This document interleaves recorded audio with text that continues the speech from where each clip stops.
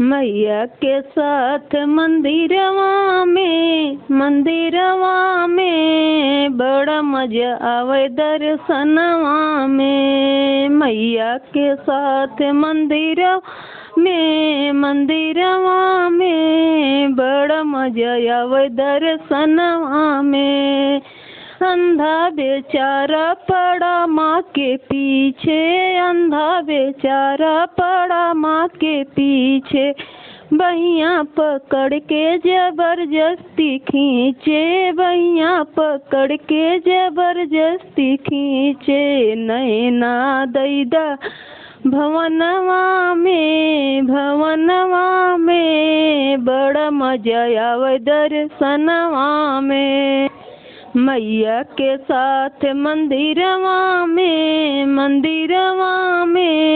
बड़ा मजा आवे दर्शनवा में। लंगड़ा बेचारा पड़ा माँ के पीछे, लंगड़ा बेचारा पड़ा माँ के पीछे। बहिया पकड़ के जबरदस्ती खींचे। पैर दैदा भवनवा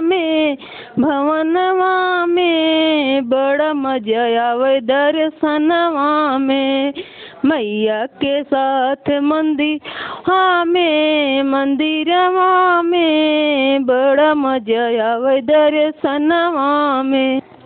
निर्धन बेचारा पड़ा माँ के पीछे, निर्धन बेचारा पड़ा माँ के पीछे।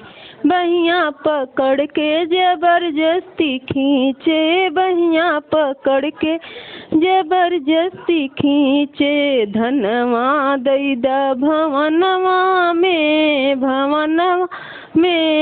बड़ा मजा आवे दर्शनवा में। मैया के साथ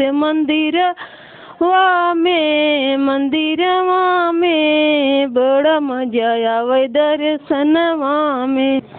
कन्या बेचारी पड़ी माँ के पीछे, कन्या बेचारी पड़ी माँ के पीछे। बहिया पकड़ के जबरदस्ती खींचे, बहिया पकड़ के जबरदस्ती खींचे। घर बर दैदा भवनवा में बड़ा मजा आवे दर्शनवा में। घर बर दैदा भवनवा में